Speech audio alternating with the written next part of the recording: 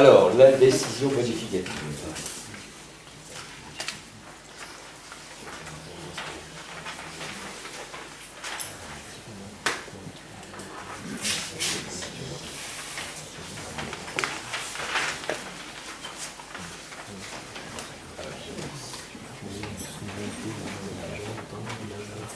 Bon, pour ce qui est de la décision modificative, je vous ai donné tout à l'heure les montants des budgets de fonctionnement et d'investissement de l'année 2019.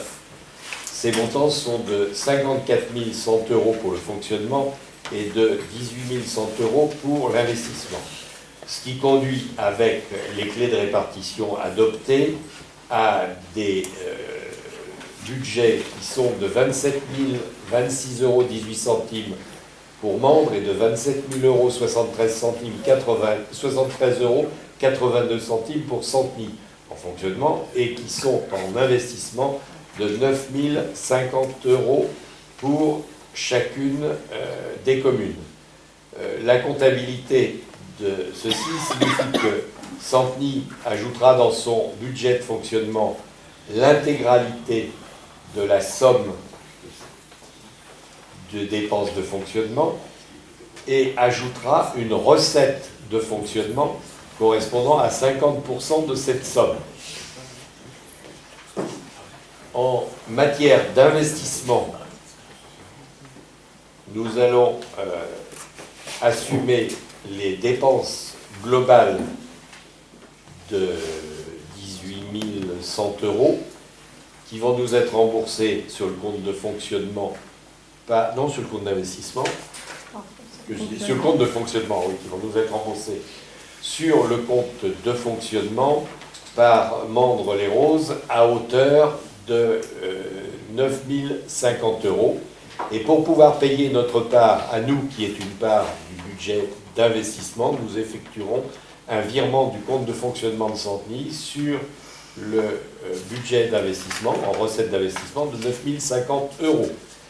C'est une mécanique de comptabilité que vous connaissez par cœur parce qu'on la pratique assez régulièrement et que je vous propose d'adopter à hauteur de ces valeurs. Avez-vous des questions? Non? Qui s'oppose à cette DM? Qui s'abstient? Oui, ok.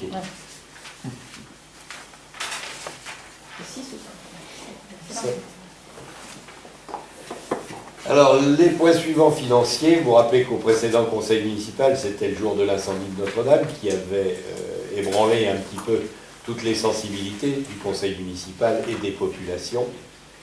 Donc, même si du temps a passé depuis, nous avions dès ce moment-là envie de contribuer aux efforts de reconstruction, et c'est pour ça que nous vous proposons sur le budget de cette année l'attribution d'une subvention à la Fondation du patrimoine dédiée à la rénovation de la cathédrale Notre-Dame à hauteur d'une somme de 1 € par habitant.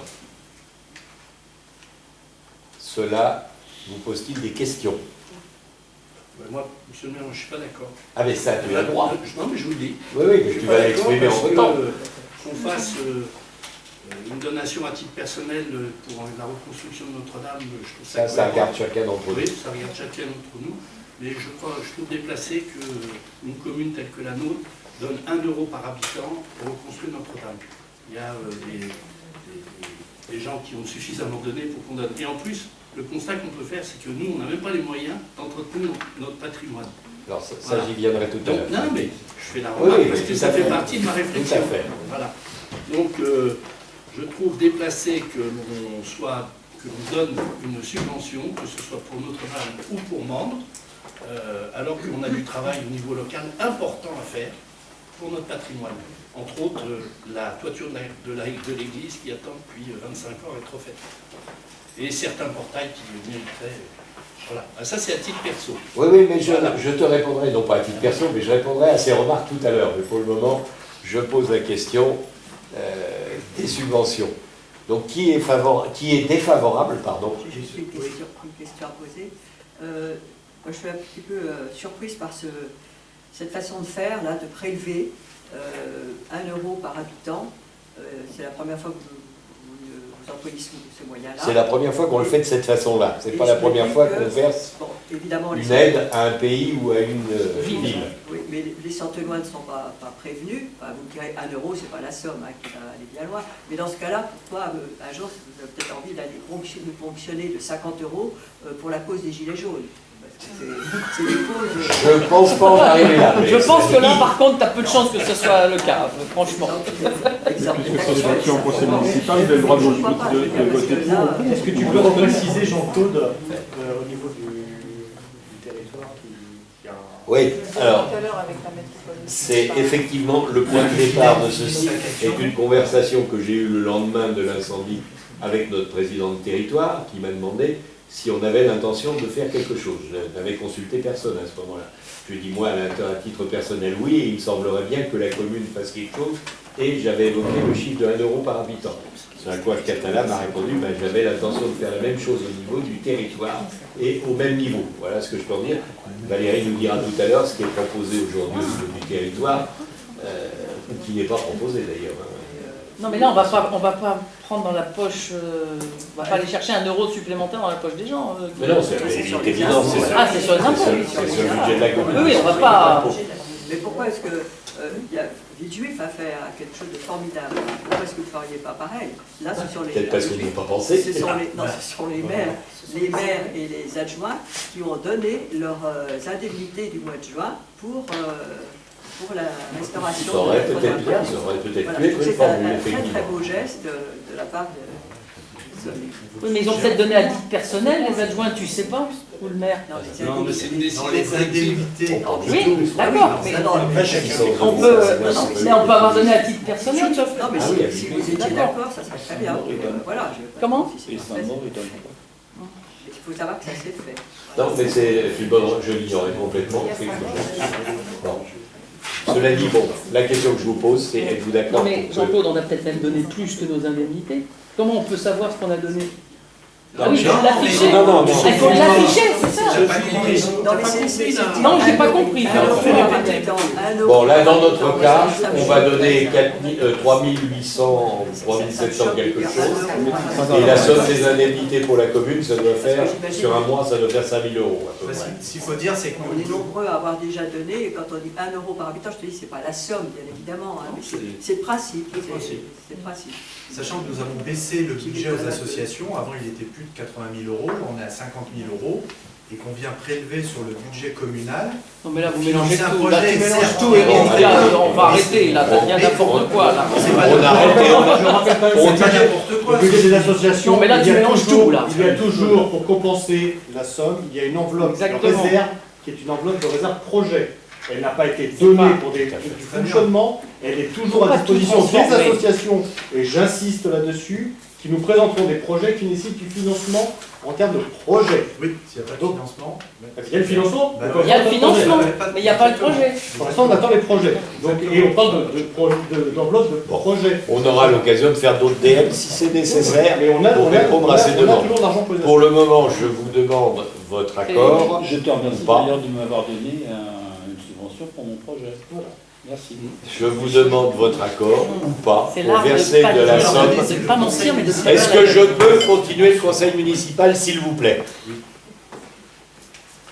Je vous demande ou pas votre accord sur le versement de la somme de 3 695 € à la Fondation du patrimoine dans l'intention de contribuer à la rénovation de Notre-Dame. Non, moi, Objection, enfin contre plutôt. Vous je avez suis le droit. contre le principe, vraiment. Oui, oui, mais qui lève la main contre? Franchement, Deux. ça comptera quand même Donc pas les indemnités des que pour EPS. Qui s'abstient? Personne. Merci. La question suivante est la même et découle de la première. Nous avons été sollicités par Mandres-les-Roses pour participer à une opération de même nature pour la sauvegarde et la restauration de la ferme de Monsieur. Alors, cette situation-là, nous proposons le versement d'une somme de 1 000 €. Et comme l'objection que faisait Vincent tout à l'heure, disant mais on a nous un portail ou un certain nombre de choses à rénover, je suis tout à fait d'accord et je pense qu'on aura l'occasion de vous proposer sous peu l'injection d'une somme de quelques milliers d'euros pour une opération patrimoniale centenoise. On ne demandera pas à Mandres-les-Roses de contribuer, s'ils veulent le faire, ils seront parfaitement libres, mais nous vous proposons quelque chose de cette nature pour bien montrer que notre intérêt, il va pour tout le patrimoine. Et pour le patrimoine, on y est attaché pour Notre-Dame, parce que c'est un bien collectif, c'est la culture française, c'est l'histoire collective, et on ne peut pas laisser ça dépérir.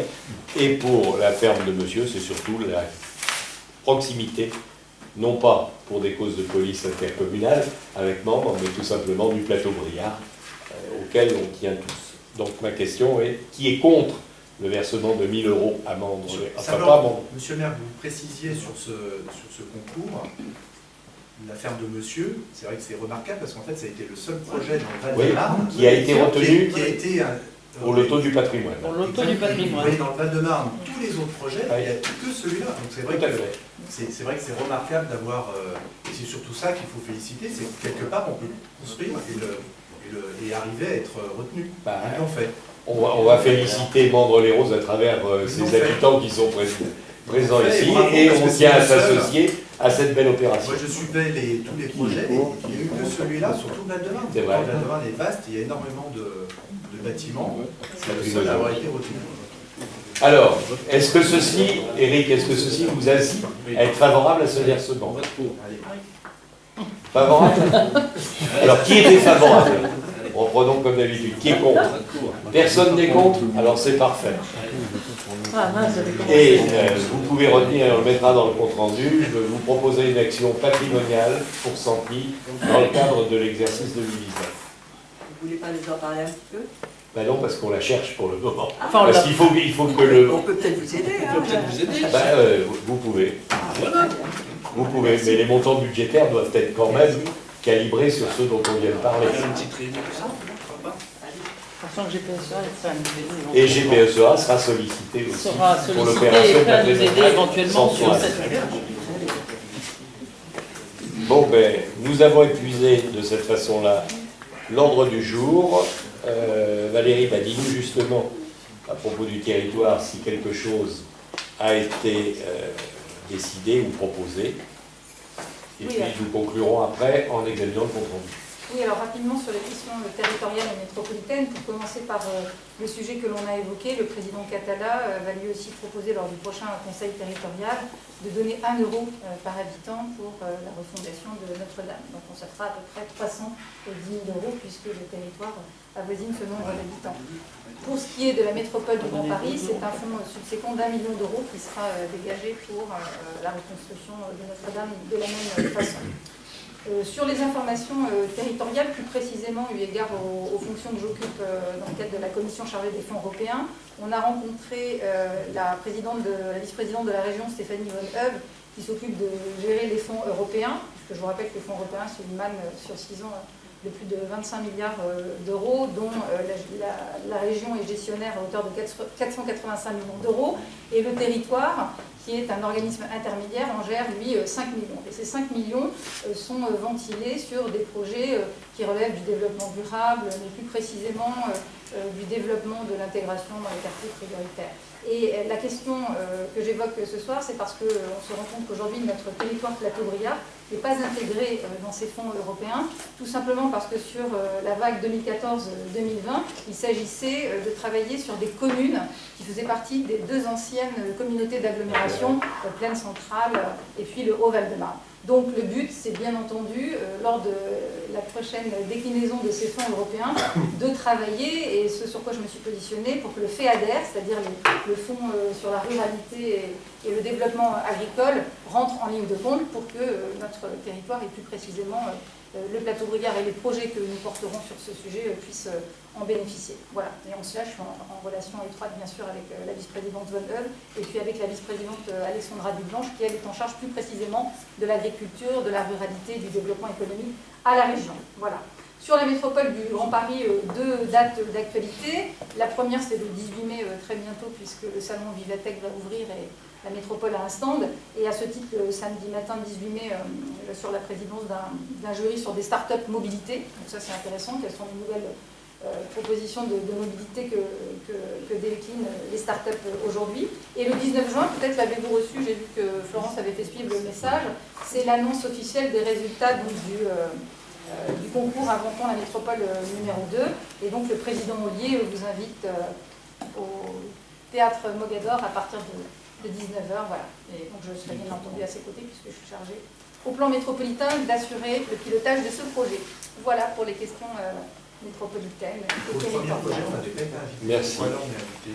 Ah si, bien sûr, qu'il y a une invitation. Non, on avait été invité en parallèle, mais nous, on n'a toujours pas été invités. Ah mais si, l'invitation a été transmise à tout le monde. On n'a pas voté sur la décision Ouais, indicative des subventions l'année dernière. on avait eu des invitations, on n'avait pas été invités. Il reste avec le par- Au mois d'octobre, l'invitation, elle est figurée comme ça, elle est envoyée à tout le monde. On l'avait pas vu. Excusez-moi, je reviens. Tu avais J'ai terminé, pardon. Je reviens un petit peu en arrière parce que nous avons voté les subventions pour Notre-Dame et pour Mandre-les-Roses, mais on n'a pas voté sur l'ADN qui permet de les introduire dans le budget, ce qui est quand même un petit peu embêtant. Donc ce que nous vous proposons, c'est de les introduire dans le budget au compte des subventions à hauteur de 4 695, 3 695 plus 1000, et de les équilibrer par une recette prise sur les taxes additionnelles sur les droits de mutation pour la même somme. Quelqu'un Ils sont en augmentation ou en... qui sont toujours sous-évalués au début du budget et sur lesquels on peut progressivement. Et donc là, elle reste encore raisonnable. Qui est contre? Personne. Qui s'abstient? Personne non plus. Merci. Le compte rendu.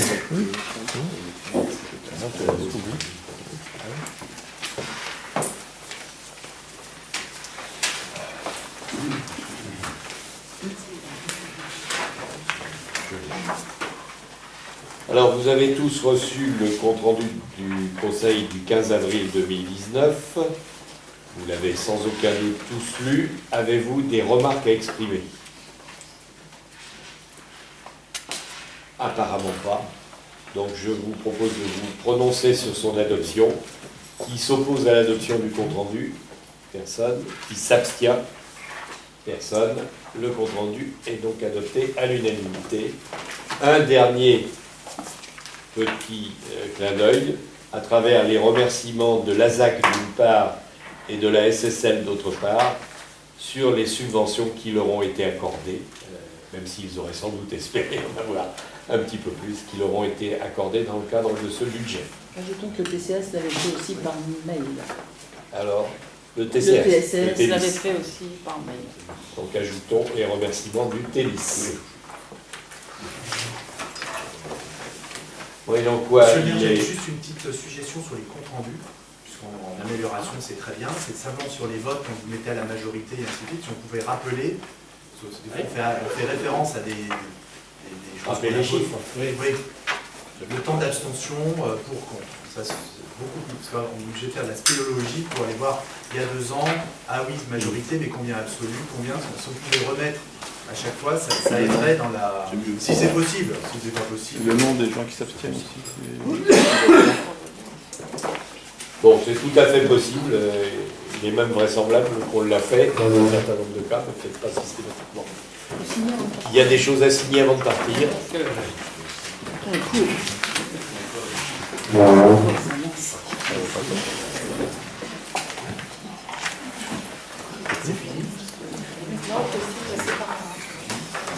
Jean-Claude, tu suspends la scène? Oui, oui.